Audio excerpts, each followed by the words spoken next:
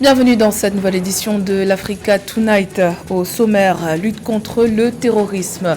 Le nouveau gouvernement burkinabé est favorable à une coopération internationale et ou régionale.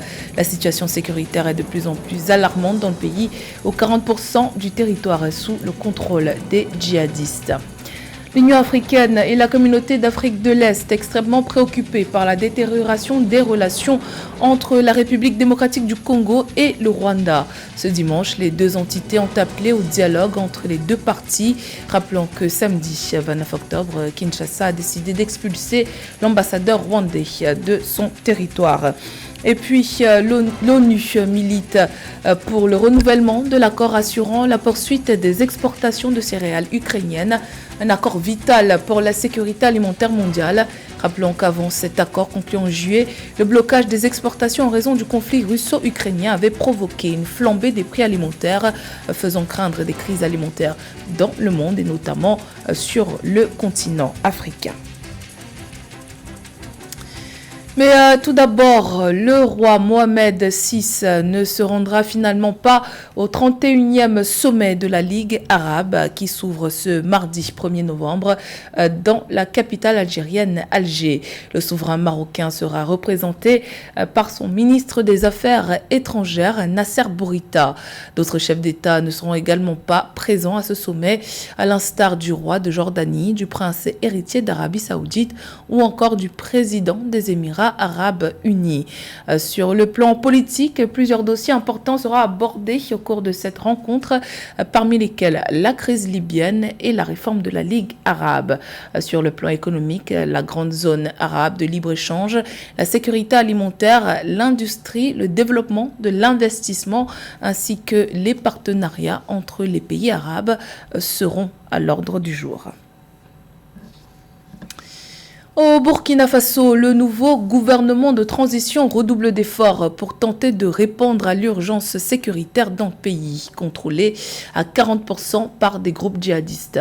La nouvelle équipe gouvernementale menée par le Premier ministre Apollinaire Joachim Kielem de Tembela s'est dite favorable à toute coopération internationale ou régionale qui lui permettrait d'atteindre cet objectif. Philomène Sina. Dans une interview accordée à la télévision nationale, le Premier ministre du Burkina Faso, Apollinaire Joachim Kielem de Tambela, fait savoir que la priorité des nouvelles autorités de transition est de multiplier les actions pour renforcer et améliorer la sécurité du territoire national. Elles ambitionnent également de procéder à une meilleure distribution des richesses au profit des populations. En proie à l'instabilité sécuritaire due à l'augmentation des attaques des groupes armés, le Burkina Faso fait face depuis 7 ans à une crise sécuritaire. Ce qui préoccupe le président à l'heure actuelle, c'est faire en sorte que les vies soient sauves. Que chaque jour qui passe, nous n'ayons pas à déplorer encore des morts des victimes du terrorisme. Ensuite, nous verrons par la suite comment on peut procéder, n'est-ce pas, à une meilleure redistribution des richesses du Burkina au profit de tout le monde. Mais ça, c'est aussi un de nos objectifs. Et comme vous l'avez bien précisé, la première priorité, c'est la guerre contre le terrorisme.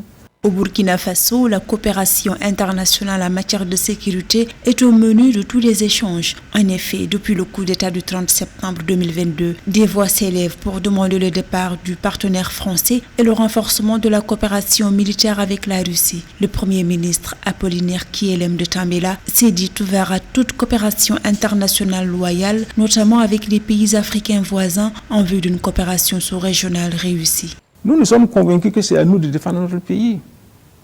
Nous sommes convaincus que personne ne peut faire le bonheur des Burkinabés à leur place. Donc c'est aux Burkinabés d'abord de défendre leur territoire. Si quelqu'un vient défendre ce territoire à notre place, vous pensez qu'il va nous laisser notre souveraineté?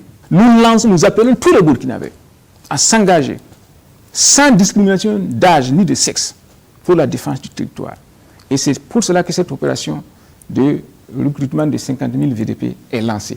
Le Burkina Faso est dans une spirale de violence attribuée à des mouvements terroristes affiliés à Al-Qaïda et au groupe État islamique qui ont fait des milliers de pertes en vie humaine, d'où la nécessité pour le gouvernement de transition de renforcer ses unités militaires avec le recrutement de 50 000 volontaires pour la défense de la patrie, des supplétifs civils de l'armée pour intensifier la lutte contre le terrorisme.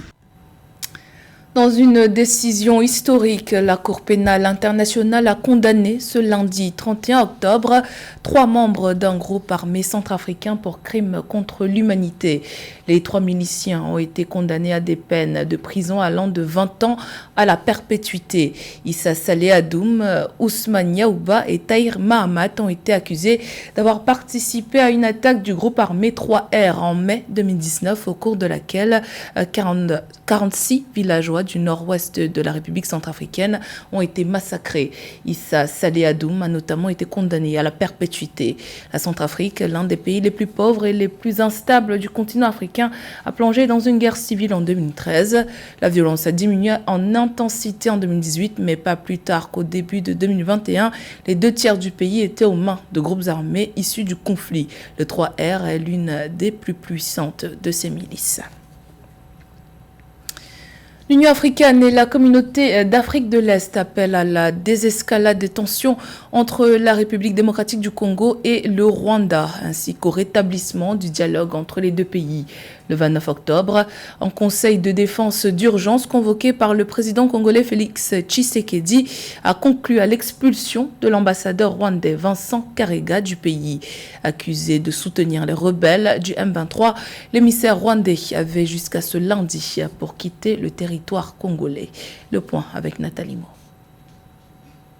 L'Union africaine appelle à un cessez-le-feu à l'est de la République démocratique du Congo après une nouvelle rupture du processus de normalisation des relations entre la RDC et le Rwanda. Le 29 octobre 2022, un conseil de défense d'urgence présidé par le dirigeant congolais Félix Tshisekedi a conclu à l'expulsion de l'ambassadeur rwandais Vincent Karega du pays. Accusé de soutenir les rebelles du M23, l'émissaire rwandais a été enjoint de quitter la RDC au délai du 31 octobre 2022.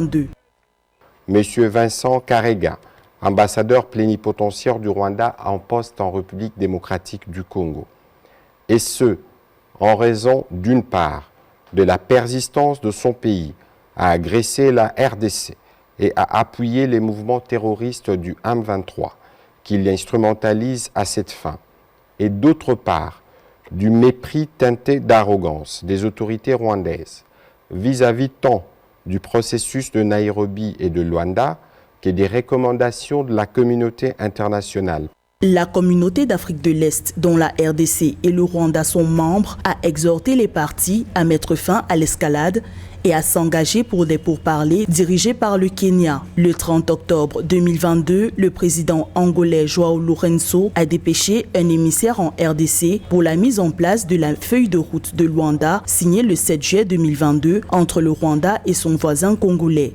À œuvrer de façon à ce que la paix se retrouve dans notre sous-région. Je crois que c'est ce qu'il faut. C'est ce qu'il faut ce qui vaut la peine, c'est ce qu'il faut qu'on cultive, nous tous, parce qu'il n'y a que ça qui amène le progrès.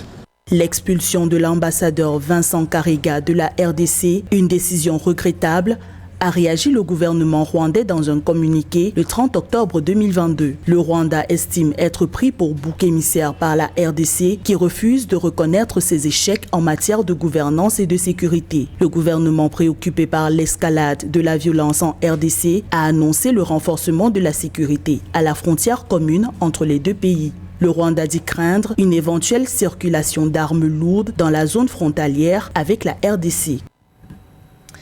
Après la Cour de répression des infractions économiques et du terrorisme, le Bénin met en place une 2e juridiction spéciale. Le pays s'est doté d'une Cour spéciale des affaires foncières. Les litiges domaniaux sont légion du fait de la poussée démographique et de l'extension des agglomérations dans les localités périphériques des centres urbains, notamment Cotonou et Abomey-Calavi. La mise en place de cette nouvelle juridiction vise à résoudre cette problématique qui freine les investissements publics et privés. Reportage de notre correspondant Leftiono. Au Bénin, la promulgation le 19 octobre de la loi portant création, organisation et fonctionnement de la Cour spéciale des affaires foncières par le chef de l'État Patrice Talon suscite des débats. La Cour spéciale des affaires foncières, créée à l'initiative du gouvernement, constitue un outil de la mise en œuvre des réformes foncières.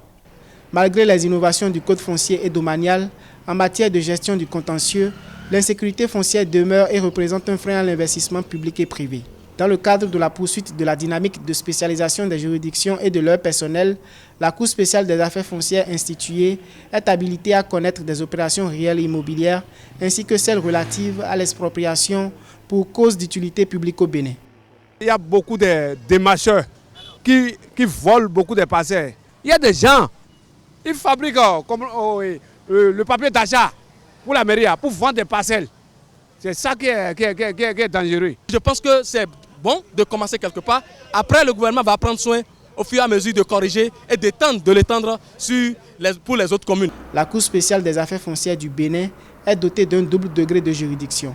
Aussi dispose-t-elle d'une chambre des appels, d'une chambre de première instance, d'un parquet et d'un greffe.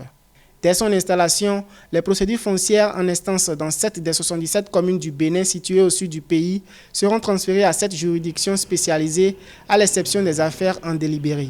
L'État du Bénin veut affirmer, veut montrer donc sa détermination pour avoir la maîtrise du foncier donc, dans le ressort du territoire, mais également pour faire en sorte que les décisions de justice, les procédures de libération, les procédures d'expropriation pour cause d'utilité publique dans ce périmètre également soient conduites donc, avec toute la célérité, avec toute l'attention requise pour que ça ne fasse pas traîner donc, les investissements. A noter que le livre blanc de la politique foncière et domaniale du Bénin a posé un ensemble de diagnostics et solutions liés à l'état des lieux du foncier dans le pays. Le code foncier et domanial du Bénin en vigueur depuis 2013 a connu une modification en 2017.